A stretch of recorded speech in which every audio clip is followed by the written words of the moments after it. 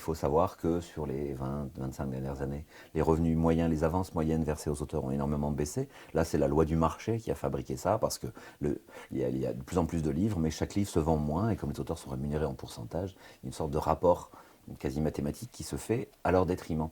Et suite à ça, un certain nombre de réformes, aussi bien des retraites que la sécurité sociale, les ont amputées de pans entiers de leurs revenus. Il n'y a pas si longtemps, la réforme de la RAP leur a coûté un mois de salaire en une seule fois, de façon unilatérale, sans qu'ils aient aucune institution représentative qui leur permette de dire mais ce n'est pas possible. Donc tout leur arrive un jour, arrive un mail, et c'est de l'argent en moins à chaque fois.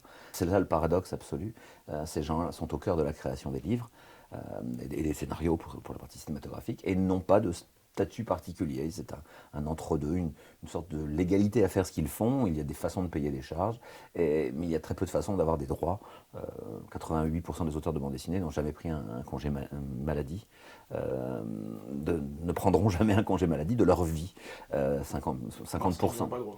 Parce que même s'ils y ont droit, ils ne le savent pas, et que la plupart de toute façon n'y ont pas droit, effectivement. Ils sont plus de 50% à être sous le SMIC, et aux alentours de 30% à être sous le seuil de pauvreté.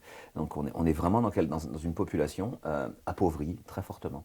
Et donc le ministère a convenu d'une vraie étude, d'un vrai travail de fond réalisé par Bruno Racine, qui est un grand serviteur de l'État, qui entre autres a dirigé la Bibliothèque nationale de France.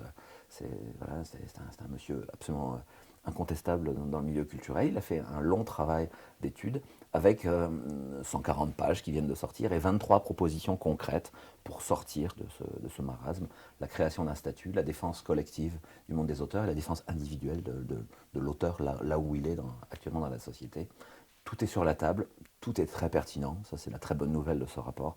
Il est vraiment à la fois exhaustif, intelligent, ambitieux, mais qu'en faire aujourd'hui? Principalement, là où les tensions se font sentir, c'est évidemment dans les relations avec les services de l'État d'un côté, et avec le monde de l'édition de l'autre. Comment répartit-on cette richesse créée? Existe-t-elle? Et comment est-elle possible à répartir? Cette question de la régulation, elle est nécessaire. Je pense qu'à un moment, on ne peut pas, sur une filière entière, sur une chaîne du livre, dire bon, tout le monde va bien, sauf eux, mais ils n'ont pas trop les moyens de se défendre, donc ne changeons rien. Ça, c'est une posture qui est quand même très plus que complexe à défendre.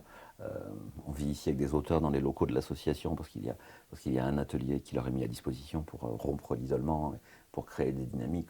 On les voit au quotidien, ces difficultés administratives, des difficultés sociales. Donc là, il faut absolument bouger de ce côté-là. Et par contre, il ne s'agit pas de s'inspirer de nous. On fait ce qu'on peut avec ce qu'on a. Il s'agit que la profession dans son entier fasse bouger les lignes. Et ce rapport est un bon signe. Ce rapport est une base de travail et de négociation imparable. Euh, tout ce qui est proposé semblerait juste. Après, quand quelque chose semble juste et qu'il faut juste négocier le pourcentage, tout le travail reste à faire.